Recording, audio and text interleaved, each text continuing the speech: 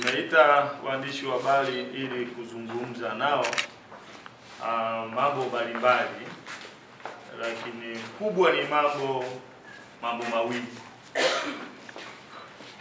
Jambo la kwanza ambalo tunapenda kuzungumza na vyombo vya habari ni no reform, no election. Tunataka kuzungumza na vyombo vya habari na umma wa Tanzania ili uelewe msimamo wetu kama kanda ya Serengeti ni upi juu ya no reform na no election. Ndugu waandishi wa habari, baada ya kukamilika kwa uchaguzi wa serikali za mitaa, chama chetu kanda ya Serengeti kilifanya tathmini mbalimbali kwenye mambo mbalimbali ambayo yalifanyika katika uchaguzi wa serikali za mitaa. Tulianza wakati wa uandikishwaji wa wakazi, tukafanya tathmini kwenye kuchukua fomu, kuteuliwa kwa wagombea, kampeni, rufaa kwa wale waliokuwa wameenguliwa. Tulijiridhisha pasina shaka kwamba mwaka jana hakukuwa na uchaguzi wa serikali za mitaa isipokuwa uchafuzi.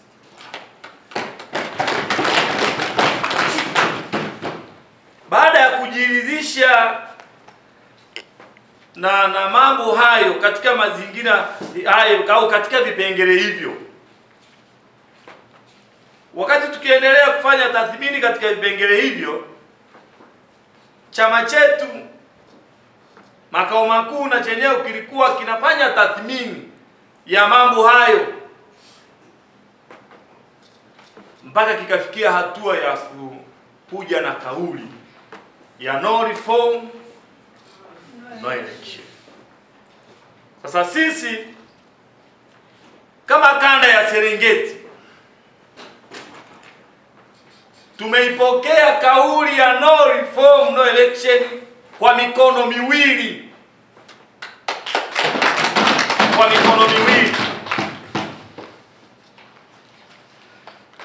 Kwa nini tumeipokea hii kauli ya chama na tunaiunga mikono kwa nguvu zetu zote? Kwa sababu katika kanda yetu kwenye huo uchaguzi unaoitwa uchaguzi wa serikali za mitaa mwaka jana, tukizungumzia kwanza hapo, kuna mambo mengi sana ambayo yamefanyika machafu, ambayo hayaonyeshi kweli kwamba katika nchi hii serikali inataka tufanye uchaguzi. Katika uchaguzi unaoitwa uchaguzi wa mwaka jana, ambao kimsingi tunapozungumza uchaguzi, maana yake tunatimiza takwa la kikatiba ya Tanzania mwaka 77 ibara ya 8, ambayo inataka wananchi ndio wawe chanzo cha mamlaka yoyote katika nchi hii. Awe ni mwenyekiti wa kitongoji, awe ni mwenyekiti wa kijiji, awe ni mwenyekiti wa mtaa, awe diwani, awe mbunge, awe rais, msingi wake wa kupatikana unatokana kwenye ibara ya 8 ya katiba ya Jamhuri ya Muungano wa Tanzania. Lakini Chama cha Mapinduzi na serikali yake kimeivunja hiyo katiba, wala hakina mpango wa kuwapa ruhusa wananchi kuamua nani awe kiongozi wao, nani awe diwani wao, nani awe mwenyekiti wao, nani awe mjumbe hata wa serikali ya mtaa. Sasa katika uchaguzi uliopita wa serikali za mitaa tulishuhudia wakuu wa mikoa wakiingilia hizo chaguzi, wakitoa maagizo ya kuhakikisha uchaguzi unavurugwa na watu wa CCM wanatangazwa. Zilipokaribia nyakati zile za kampeni, mkuu wa mkoa mmoja, mkoa wa Simiyu alianza ziara, alijifanya anaanza ziara eti ya kukagua maendeleo. Alipokuwa anaenda kwenye yale maeneo, alichokuwa anakifanya ni kutisha watu. Na bahati mbaya alienda kijiji kimoja, akawaambia eti kuna mtu anataka kugombea hapa eti upinzani, eti Chadema. Na bahati mbaya sana waandishi wa habari waliokuwa wanaenda kwenye ile ziara, wakati anatoa hayo matamko, alikuwa anawaambia hakuna kurekodi. Na siku moja mtu mmoja, nafikiri mtumishi wa benki, alikuwa yeye anachati tu, hata hakuwa anarekodi ule mkutano. Mkuu wa mkoa akahisi anarekodiwa. Ghafla yule mtu alishangaa, amechukuliwa na mapolisi, simu pilika na rekodi. Wakaenda kupekua kwenye simu yake, wakakuta hata alikuwa amrekodi, kwa sababu alikuwa anatoa maagizo haramu ambayo hayapo kikatiba. Na yeye mkuu wa mkoa alikuwa anatoa maagizo ya kuhakikisha hakuna mtu yoyote ambaye yuko chama cha upinzani anatakiwa kugombea. Kwa tulishuhudia wakuu wa mikoa wakiingilia uchaguzi na wakiwa kama maafisa wa uchaguzi, na wanatoa maelekezo mengine ya kiuchaguzi. Watu wa usalama, vyombo vya ulinzi na usalama viliingilia uchaguzi wa serikali za mitaa. Lakini wote tunashuhudia kwamba mwaka jana kuna watu walikuwa wanaitwa makatibu tawala, kwamba rufaa zilikuwa zinakatwa kwa katibu tawala. Katibu tawala ni katibu wa mkuu wa wilaya. Katibu tawala ni katibu wa mkuu wa wilaya. Nchi hii hakuna katibu tawala hana kadi ya Chama cha Mapinduzi. Hayupo.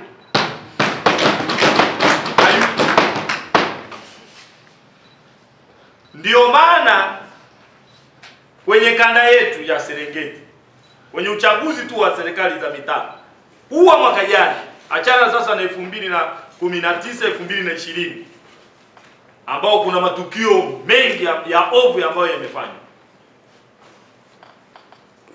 Ndio maana kwenye kanda yetu wagombea 2497 tuliokuwa tumewasimamisha waliondolewa kugombea. Na walipokata rufaa, tulipokata rufaa kati ya 2497 warudishwa wagombea 300 peke yake. Kwa nini walirudishwa wagombea 300 peke yake kwenye kanda yetu? Lakini waliengua watu wetu wengi, na usumbufu ulikuwa mkubwa katika uchaguzi unaoitwa uchaguzi wa serikali za mitaa mwaka jana.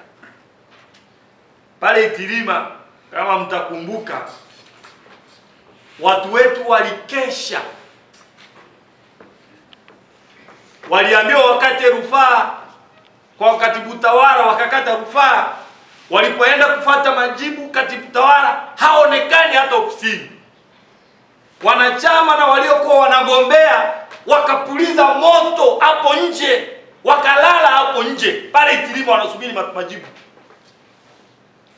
Polisi wakaenda kuwatawanya ili waondoke. Kaambia tunataka majibu. Na hawakuwahi kupewa majibu mpaka leo. Mpaka leo hawakuwahi kutoa majibu ya ile rufaa ambazo zilikatwa. Lakini tulishuhudia katika uchaguzi wa serikali za mitaa maeneo mbalimbali kwenye kanda yetu ya Serengeti, kura feki. Kura feki. Yaani kura zinapigwa nyumbani kwa wasimamizi wa uchaguzi, nyumbani. Wana CCM wanaenda wanapewa kura wakadumbukize. Mtu mmoja anapewa kura hata 30, aende akadumbukize. Kura fake zilitengenezwa na watu walikuwa wanapewa wakapige kura. Na haya mambo yalikuwa yanasimamiwa na wakuu wa wilaya. Lakini cha ajabu ambacho kinatufanya sisi kama kanda ya Serengeti tukubaliane na chama na tuungane na chama na tukiunge mkono kwa nguvu zetu zote, hata wale watu ambao walibahatika kutangazwa kwamba baada ya nguvu kubwa ya wananchi kupiga kelele kwamba huyu ndio tumempa, huyu ndio tunamtaka, tunataka awe mwenyekiti wetu, mtendaji au msimamizi akahofia usalama wake, akaamua mtangaze. Kuna ambao walitangazwa na wakati wanaenda kuapishwa, walikuwa wanaenda kuapishwa halmashauri, hawakuapishwa pamoja kwamba wametangazwa, hawakuapishwa.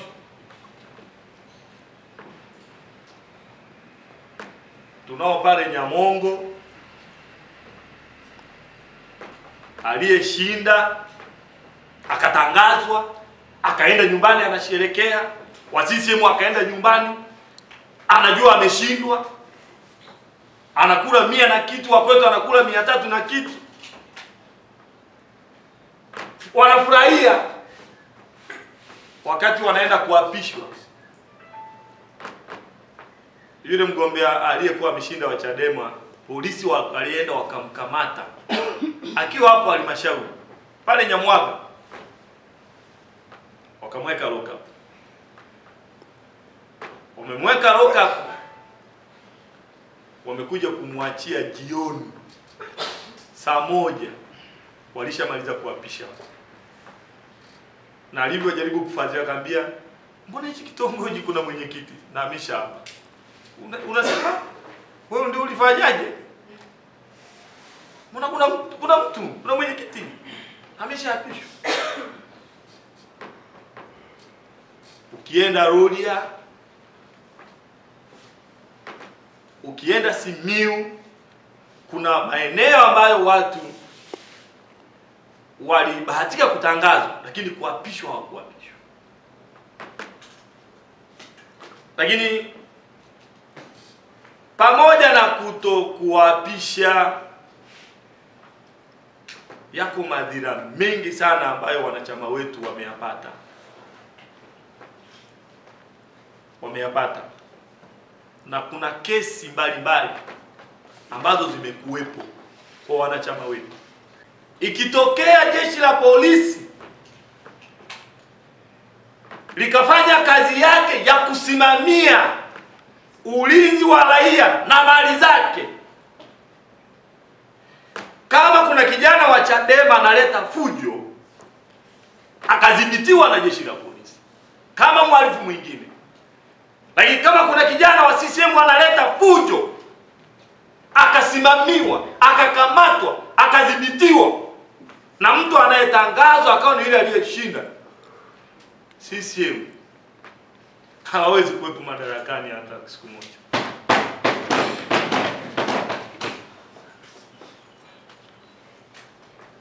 Siku moja kabla ya uchaguzi pale Tarime, kuna kiongozi wa CCM alikuwa na vijana usiku wasiopungua 40 wanatembea kwa miguu, wana mapanga, wana marungu, na wakikutana na mtu yoyote ni kumjeruhi. Bahati mbaya sana walikutana na wanachama wao, si walitofautiana nini, wakawajeruhi wanachama wao, na arabi zilikuwepo. Wale wanachama walienda polisi wakamshtaki huyo kiongozi wa CCM. Wameitwa, wamezungumza, wameondoa hayo mashtaka. Lakini sio kwamba polisi walikuwa hawajui vile vikosi vya CCM. Wanajua. Lakini kwa kuwa hawako tayari kuhakikisha usalama wa raia na mali zao, ndio maana hawezi kufanya jambo lote watu wa CCM. Lakini wanachama wetu katika kanda yetu ya Serengeti wamepewa kesi mbalimbali kutokana na uchaguzi wa serikali za mitaa mwaka jana. Serikali za mitaa mwaka jana. Juzi pale Rorya, kiongozi wetu alihukumiwa kwenda jela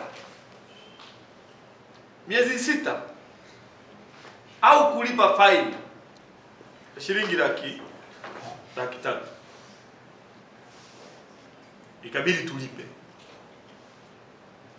Wamehukumiwa karibia viongozi wetu pale Rorya mwaka huu, karibia viongozi 4 kwenda jela kwa sababu ya uchaguzi wa mwaka jana. Lakini uliza viongozi wa Chama cha Mapinduzi na wanachama wa Chama cha Mapinduzi hawafanyi makosa. Lakini hivi tunavyozungumza, mpaka leo hivi tunavyozungumza, kiongozi wetu wa mkoa wa Simiyu, mwenyekiti wa mkoa wa Simiyu, ana kesi ya kiuchaguzi, kesi ambayo alikamata kura feki, wameshatiki CCM, kuwataarifu CCM na serikali kwamba kura feki zipo, wamemgeuzia kibao. Jana wameiondoa hiyo kesi, juzi wameiondoa kwamba hawana nia, lakini bado wakamkamata. Na jana wamemfikisha tena mahakamani kwa mara nyingine kwa kesi ile ile. Kwa usumbufu ni mwingi. Kwa hiyo kutokana na matukio hayo ambayo yamekuwa mwaka jana yamefanya kwenye uchaguzi wa serikali za mitaa, ambayo sisi tulifikiri kuna mabadiliko kidogo yanaweza kuwepo, uchaguzi unaweza kuwepo, kwa sababu mwaka 2019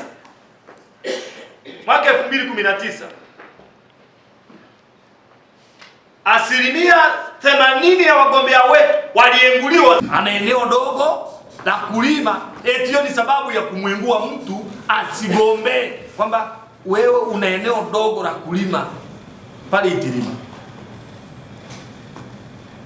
Mmoja ameenguliwa kwamba eti CCM wamemwekea pingamizi kwamba anatembea na wake za watu, kwamba wewe unatembea na wake za watu.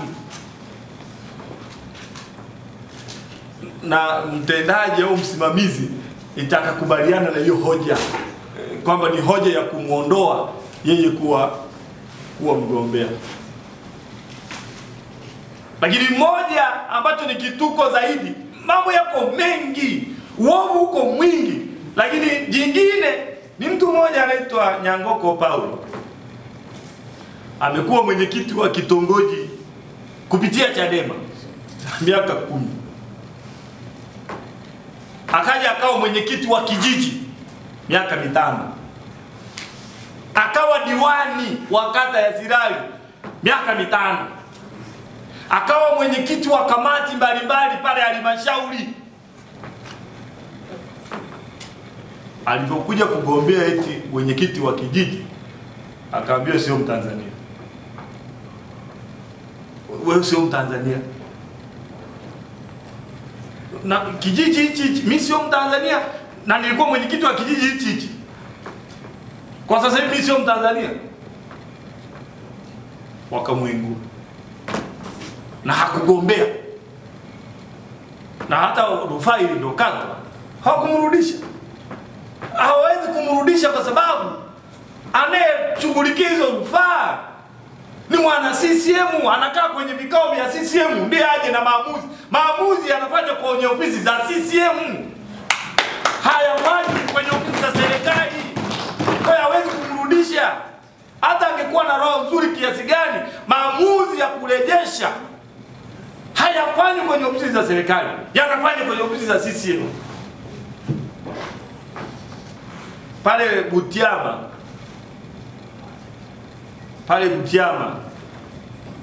kuna wagombea wetu kijiji kizima cha Magunga waliondolewa eti wamewekewa pingamizi. Chama cha Mapinduzi kimewawekea pingamizi wagombea wetu, kikamwekea mgombea wa serikali ya kijiji kwamba ametoka juzi CCM, kwamba CCM inamdai,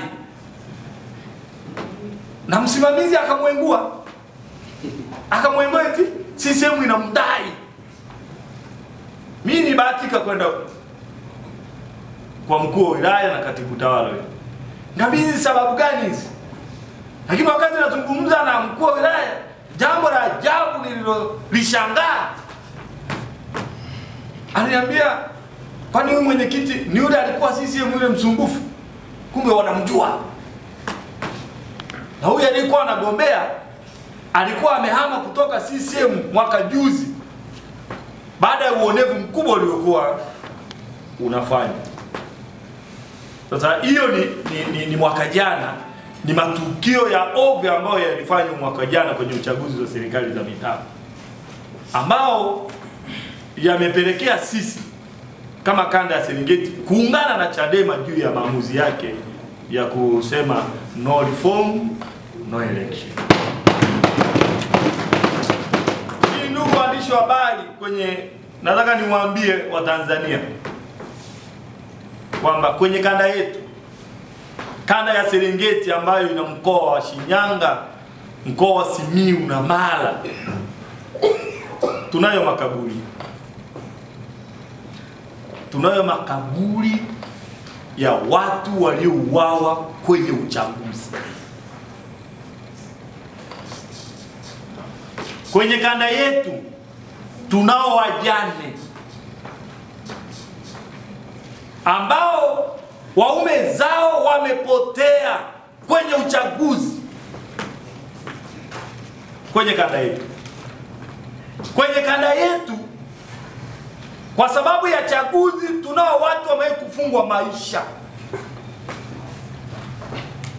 Kwenye kanda yetu. Mwaka 2020, katika uchaguzi wa 2020, wako vijana wetu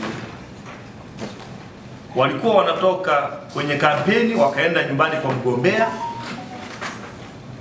Wakati wanatoka kwa mgombea wanaenda nyumbani, wale vijana mpaka leo hawajai kupatikana. Mpaka leo hawajai kupatikana. Mmoja anaitwa Richard na mmoja anaitwa Damas.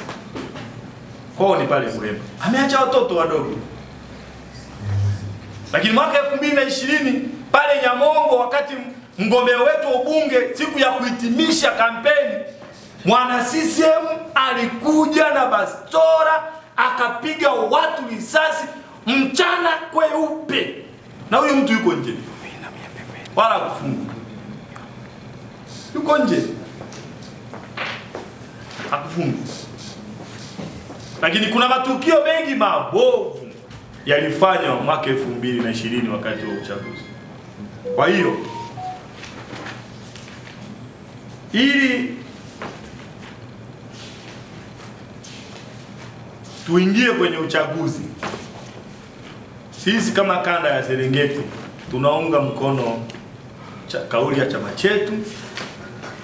Tunataka reforms zifanyike ili ninapoenda kugombea kama Ngoto niyo na uhakika nikishindwa nitaona nimeshindwa na nitakubali nimeshindwa. Lakini nikishinda hata kwa kura moja au kura mbili, nitangazwe kwamba wananchi walio wengi wananitaka mimi. Lakini tunataka vyombo vya ulinzi na usalama vikae kulinda watu wote wanaoshiriki kwenye uchaguzi. Kwa sisi kauli yetu kama kanda ya Serengeti yenye mkoa wa Shinyanga, Simiyu na Mara ni kauli ya no reforms, no election. Hakuna mabadiliko, hakuna uchaguzi. Huo ndio msimamo wetu. Lakini jambo la mwisho, tunalani sisi kama kanda ya Serengeti, tunalani kitendo cha serikali kumkamata mwenyekiti wetu Tundu Lissu na kumwekea kesi ya uhaini. Tunalani tunaona kitendo cha serikali kumwekea kesi ya uhaini Tundu Lissu ambaye ni mwenyekiti wetu, tunakichukulia kama ni hofu ya uchaguzi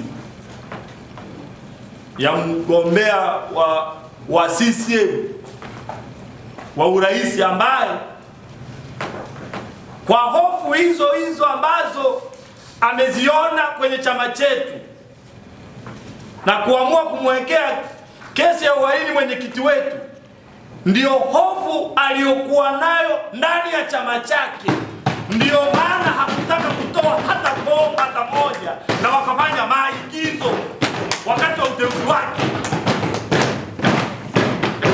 Sasa pale alikuwa na wamudu, kwa sababu ni mwenyekiti wao wa chama, wakacheza mazinga ombwe pale kwamba kwa nini tulimalize leo mtu mazinga ombe utani tulimalize leo. Kumbe ni hofu yake kwamba angeruhusu watu wachukue fomu, alikuwa anapigwa.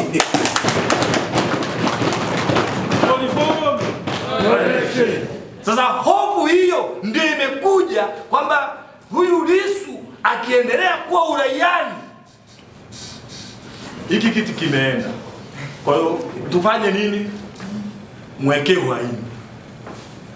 Tunalani kitendo hicho cha serikali ya Chama cha Mapinduzi, na tunaitaka serikali imwachie mwenyekiti. Lakini ninawaasa wana Serengeti na Watanzania wengine, Tundu Lissu kuwekwa gerezani itakuwa kwenye kanda yetu ni ajenda ya pili ya kutaka Tundu Lissu achiwe. Ajenda ya kwanza kwenye kanda yetu ni no reform, no election. Na ajenda ya pili itakuwa ni free Tundu Lissu. Kwa hiyo wasituondoe kwenye mstari wa no reform, no election. Tutaendelea na hayo madai hata kama wamemweka mwenyekiti wetu nani. Tutadai no reform wakati tunamdai nani? Tundu Lissu. Kwa hiyo niwaombe wa Tanzania, msiondoke kwenye mstari wa kudai no reform, no election. Tuendelee kudai no reform, na wakati huo tunadai free Tundu Lissu. Na washukuru sana Mwenyezi Mungu atubariki. Asanteni. Mwenyekiti wa Chadema mkoa wa Simiyu. Nitazungumza na umma wa Tanzania hasa watu wa Simiyu juu ya agenda yetu ya no reform no election. Sisi kama mkoa wa Simiyu tunaungana bega kwa bega na chama juu ya agenda yetu ya no reform no election. Ni kwa mazingira haya niyataje kwa haraka. Mimi ni moja wa wahanga wa chaguzi zetu hizi. Mimi ndo muhanga wa hizi kanuni mbovu, sheria mbovu za uchaguzi wetu. Mimi nimepewa kesi baada ya kukamata wezi. Yaani unakamata mwizi wa uchaguzi, halafu wewe mkamataji tunapewa kesi. Kiufupi, kwa mazingira haya tukijumuisha na mazingira ya chaguzi zote 2020 na 2024 tunalizia kwa pamoja kwamba haina haja ya kuendelea kupoteza muda, rasilimali na kupoteza uhai wa watu wetu kwa sababu CCM endelee kuwa madarakani. Kwa uharaka tu niseme kwamba mazingira ya wasimamizi wa uchaguzi ni mazingira yanayoibeba CCM kuendelea kuwa madarakani, huku sisi tukiwa tumefungwa mikono nyuma tusiweze kupigana game sawa sawa. Yaani mmoja anapewa nguvu ya kutushughulikia sisi ambao tumefungwa mikono nyuma. Kwa misingi hiyo, sisi mkoa wa Simiyu tunaungana na mwenyekiti aliyepewa kesi ya uhaini tarehe 24. Tumeshapata maombi ya wananchi na wanachama ambao wako tayari kwenda tarehe 24 Dar es Salaam kwa ajili ya kesi ya mwenyekiti. Tuna zaidi ya watu 105 mpaka sasa hivi. Tunatengeneza utaratibu namna gani Simiyu inahamia Dar es Salaam kwenye kesi ya mwenyekiti. Baada ya kuzungumza haya, nasema kwamba tunaungana na chama mkoa wa Simiyu kwa kauli ya no reform no election, na tutapinga kesi za uhaini ambazo tunapewa, na kama wanatupa basi watupe wote, kwa sababu bado tunapinga uchaguzi wa kihuni ambao unaendelea katika nchi yetu. Jina langu naitwa Titus Morris Mirungu, kaimu mwenyekiti wa mkoa wa Shinyanga, na nimekuja hapa waandishi wa habari kwa ajili ya kuelezea mkoa wetu ulivyojipanga. Mkoa wetu unaungana na kauli ya taifa ya no reforms no election kwa maana moja. Ya kwanza kielelezo kikubwa ni hizi chaguzi ambazo tumezifanya hapa tu katika mwaka huu uliopita. Wengi tulikuwa wahanga humu, lakini nieleze tu tendo moja baya sana ambalo pengine linaweza likawa kielelezo hata kwa wananchi wakaamini kwamba haki haitendeki. Katika mtaa wangu nilisimamisha wajumbe wawili wazuri kabisa.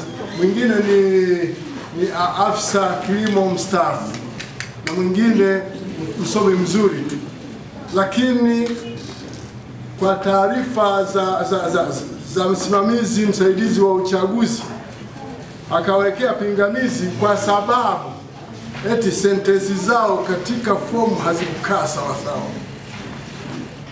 Maana yake nini?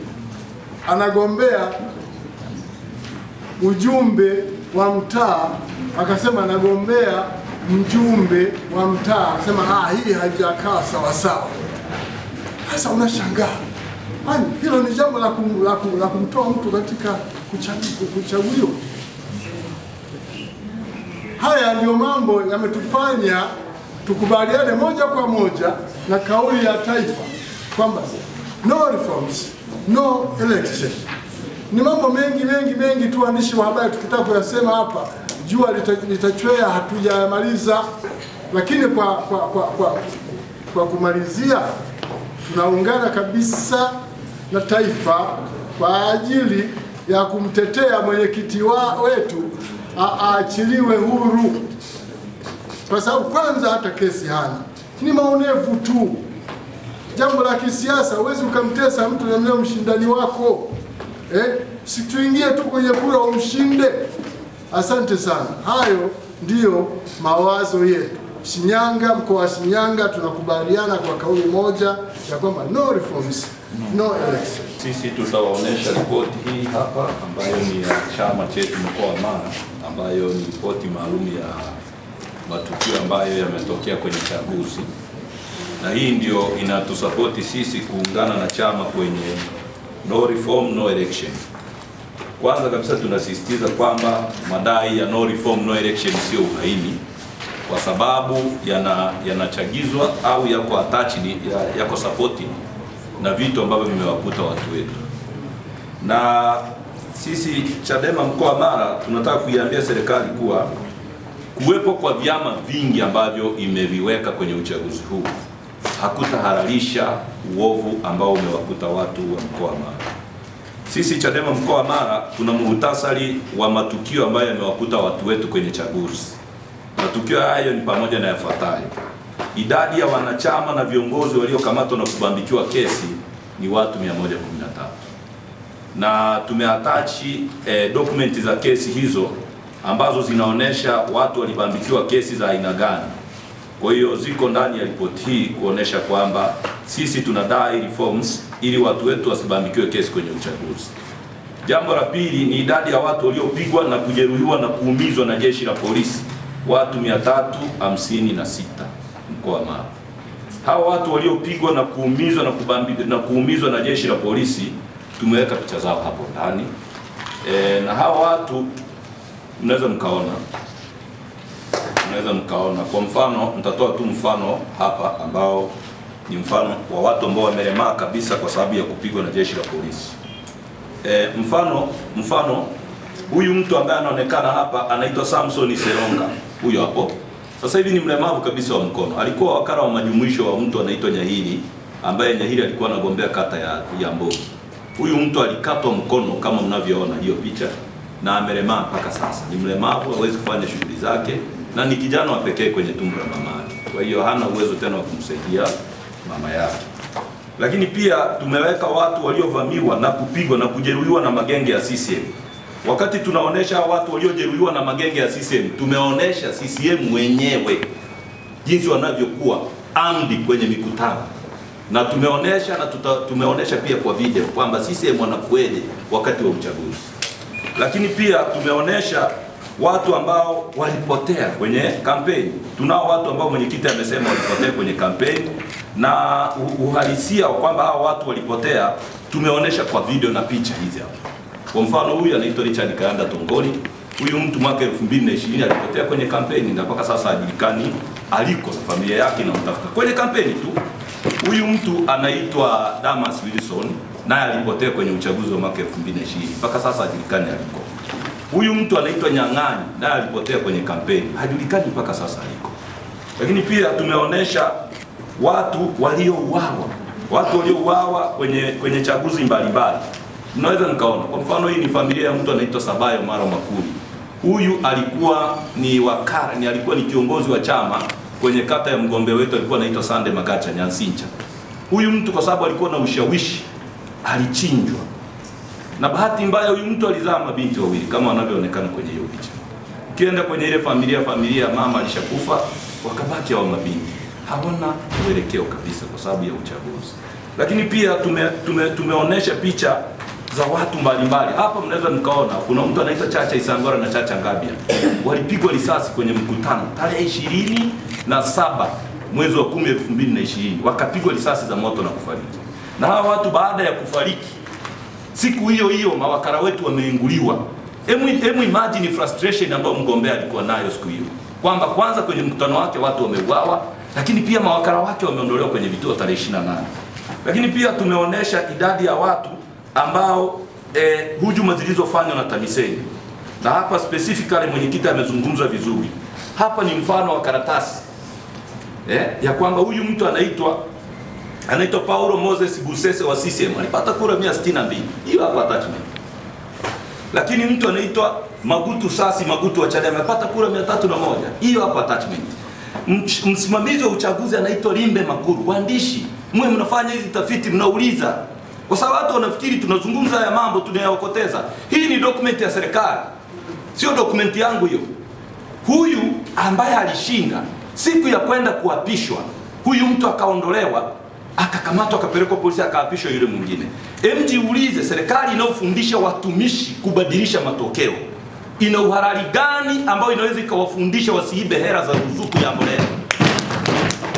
Niambie tu kwamba wizi unafaa kwenye kura, lakini wizi hauwezi kufaa kwenye pesa ya serikali ya kujenga labda kituo cha afya sehemu fulani. Lakini tumeonesha kwa mfano wagombea wetu aina za mapingamizi waliokuwa wanawekewa. Mfano tunaonesha kwa mfano kesi za kubambikia. Tumeonesha mfano crime case number 1 of 2020. Economic crime case number 1 of 2020. Hii hapa ni attachment yake. Hawa watu 13 wote wakiwemo mtu anaitwa Nyangoko Paulo Thomas waliowekewa kesi ya uhujumu uchumi kwa sababu walikuwa wagombea. Mtu anagombea udiwani anawekewa kesi ya uhujumu uchumi. Hawa watu wote tumeonesha kwenye attachment. Lakini pia tumeonesha ushahidi wa rufaa za kisheria zilizokataliwa. Mheshimiwa Katibu kidogo. Mfano mzuri ni huu. Umemwekea mgombea pingamizi kwamba si raia, ni raia wa Kenya. Sisi tumemwandikia serikali ya Kenya barua, mnaweza mkazumu vizuri hii kitu, baadaye mtaizumu. Serikali ya Kenya hii yenye nembo hii ni kama bibi na bwana. Serikali ya Kenya imejibu kwamba Nyangoko Paulo Thomas, this is to confirm that the above, ile sasa pingamizi alilowekewa kwamba ni raia wa Kenya, waliweka kitambulisho cha Kenya fake. Kile kitambulisho cha Kenya fake sisi tukichukua tukawapa Kenya kujua kama huyu mtu ni raia wao. Kenya wakatujibu kwamba this is to confirm that, hii ni kuthibitisha kwamba the above record, taarifa zilizoko hapo juu, does not exist in the National Registration Bureau database,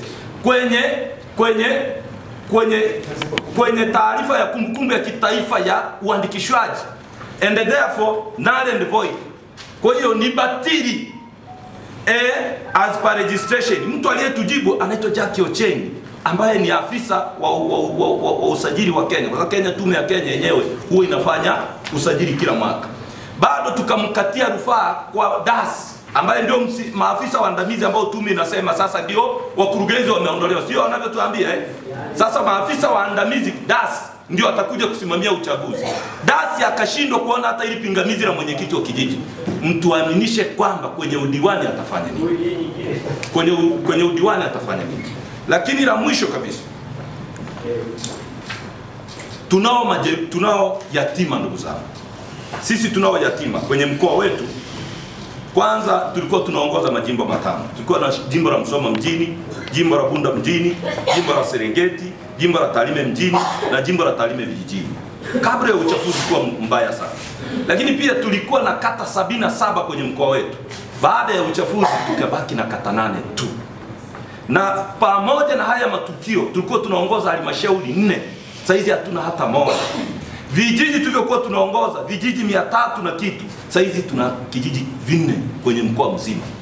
Mtu anayekuulia mtu kwenye kijiji hawezi kukuachia mtu kwenye kata na kwenye ubunge. Sasa basi tunaungana na kanda kama walivyosema mwenyekiti wetu wa kanda, na sisi tunachoambia wanachama wetu ni kwamba kwanza kura ya ndio na hapana ni geresha, kwa sababu hakutakuwa na wakala wa kura ya hapana kwenye uchaguzi. Hivyo mtu asikudanganye kwamba kuna mabadiliko sasa tunaenda kupiga kura ya ndio na hapana. Hakutakuwa na wakala huo. Jambo la mwisho kabisa kwa wanachama wetu kuwatia moyo, nitumie mfano wa timu za mpira. Juventus Turin ni timu bora sana Italia, Serie A. Mwaka 2006 ilifanyiwa figisu ikashushwa daraja.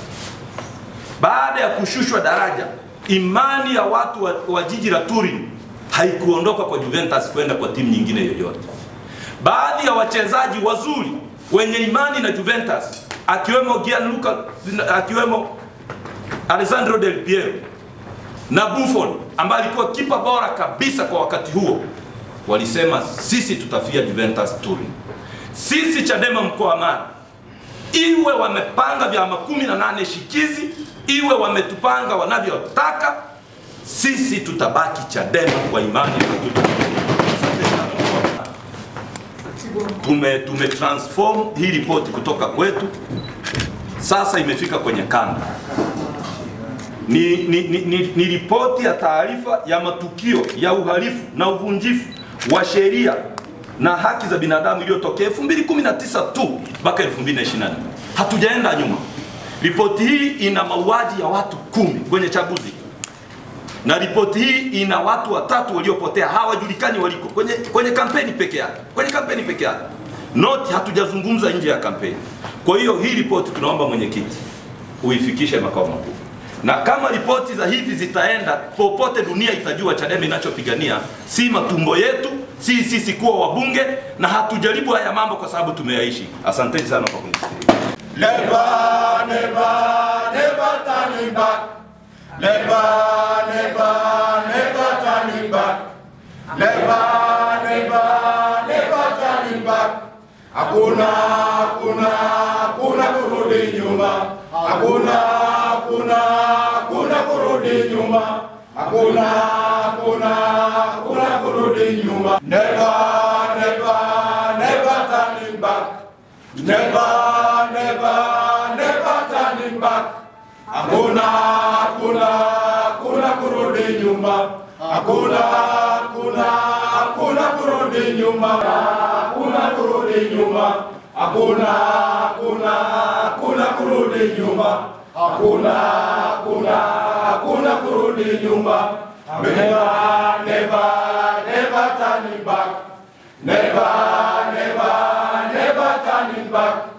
Never, never, never turning back. Never, never, hakuna kurudi nyuma. Hakuna kurudi nyuma. Peoples! Peoples!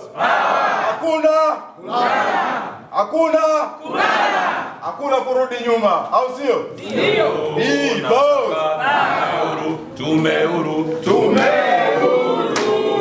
Nataka tumehuru. Yatakwisha, yana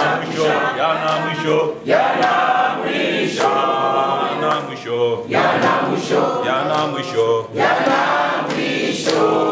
Haini una mwisho.